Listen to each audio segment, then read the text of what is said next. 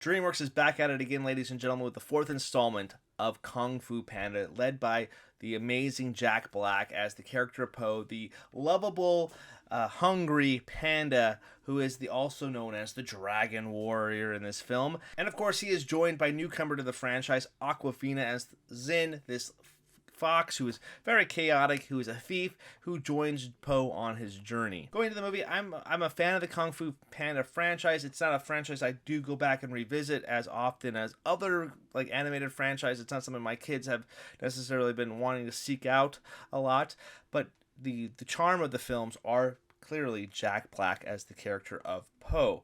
So it's one of those characters that is clearly a high war. It's like a perfect casting by DreamWorks to have Jack Black as this title character.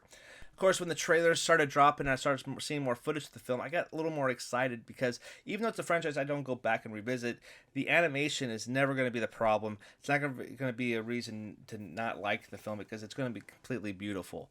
So, of course, going to the theater tonight, I could not wait to be swept into the world of this Kung Fu master. So let's dive into that synopsis. Po is gearing up to become the spiritual leader of his Valley of Peace, but also needs someone to take his place as the Dragon Warrior. As such, he will train a new Kung Fu practitioner for the spot and will encounter a villain called the Chameleon, who conjures villains from his past. Alright, so the best thing about this movie is obviously Jack Black. He brings such a charisma and he is so charismatic and lovable as this hungry panda who's also just an amazing kung fu master. And the first three films do set up this character rather well, where he becomes kind of like this goofball who has his funny moments but also is really skilled in the ways of kung fu. One of my favorite things about this movie was the amazing chemistry that Jack Black and Awkwafina did share on screen together, because they both bring a really chaotic energy and they bring just a livelihood to these characters that they do bring to life here.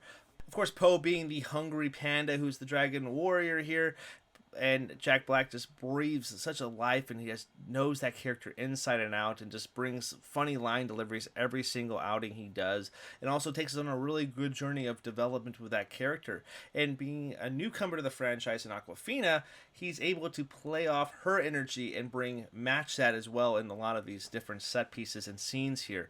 Awkwafina at times does steal some of the spotlight from Po with her character of Zin, this thievious fox who has joined this journey to take down the Chameleon. Awkwafina is a really funny, talented actress that a lot of people do get tired of her stick. I'm not there yet because I still like the energy that she does bring in a lot of her roles. Again, she does go over the board a little bit at times, but in this role she is perfectly fine here and does match that awesome energy that Jack Black brings. The animation is something we have to talk about as well. While it's not as good as other films in this franchise or even other DreamWorks movies, I think How to Train Your Dragon 3 is probably my favorite animated movie that they've done with how beautiful that film looked. But Kung Fu Panda 4 is just going to be just up there as well. There's a lot of awesome techniques they do use. There's some really good scenery pieces that are really stunning and beautiful to look at, and even the final climatic battle between Po and the Chameleon, really fun and entertaining and definitely stylistic there. So it definitely took some homages from some of the other kind of martial arts films in the franchise. Also maybe took some love from like the Spider-Verse films as well, which is some really crazy characters and really fun battle sequence near the end. So that's another highlight there. Seeing the Chameleon snatch all these different villains that we've seen in the other previous movies and other new characters we hadn't quite seen yet, and kind of take their powers to try to be the new Dragon Warrior, to try to take down Po here, and seeing Po match him wits for wits, it's awesome to see. And we got to talk about Chameleon here, voiced by Viola Davis, an amazing actress who has this really presence, and it can definitely stand toe-to-toe, and it's somebody that I wouldn't want to piss off, because Viola Davis is amazing. And so seeing her bring this character, make her larger to life, and even seeing like returning characters from the franchise, like Ian McShane is the prominent one from Kung Fu Panda 1. Really awesome to see him back in the role, because he is definitely my favorite villain that we've seen in the franchise, and you can definitely feel his presence quite a bit in this one here as well.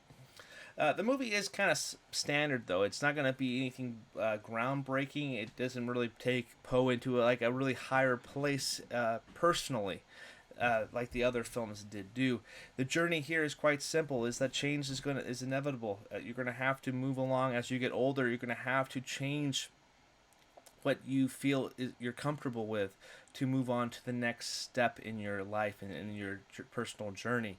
Poe here is learning that he can't be the Dragon Warrior forever. He has to move on to the next position in his field. He has to move on to the next chapter in his life, and he's not ready to go there yet because he feels like he has so much to offer in the role that he currently is, and that's what's comfortable to him. So he has to kind of branch out and kind of learn that it's okay to be uncomfortable going to the next stop because you're still going to be learning there as well. I think that's a really interesting takeaway and something that's good for everybody to see. A lot of parents are going to take their kids this week and they're going to hear that message.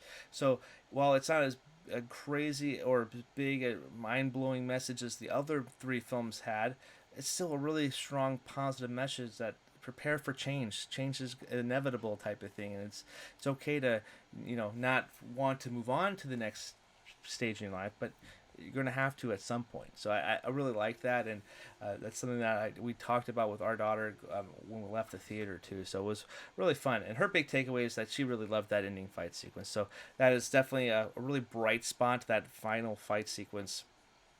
That's really fun, like we talked about. One thing as a parent, though, as you go and see these films and you love seeing that your kid is really having a fun time and you were able to spoil her with the popcorn as well, the movie did feel really long. It felt like it was almost 2 hours in the theater. However, it was only 94 minutes. That is it's crazy to think about how not as long as I thought it was, but it definitely felt like there were some pacing issues in that middle. The third act is really fun, entertaining, but it felt like a little chore to get there. It felt like you were on a really long journey to get to the end as well. I really don't have anything crazy special to say about Kung Fu Panda 4. It's a serviceable film in the franchise that does put a good cap on the story of Poe. It's cool to see Jack Black and Awkwafina kind of team up in this one. And also Viola Davis is really awesome as the chameleon character. It's a really nice message about growth and moving on. And also, while it's not the best film in the franchise, it's still a very enjoyable movie that your kids will like, even though it does feel a bit long. So, what's my quick thoughts, takes, and opinion on Kung Fu Panda 4? Did you guys go watch this movie with your kids, or did you go see it by yourself? Nothing wrong with that. Let me know in the comment section down below what you guys thought about the movie, and make sure you guys like, share, and subscribe here on YouTube. My name is Adam, and we'll see you later.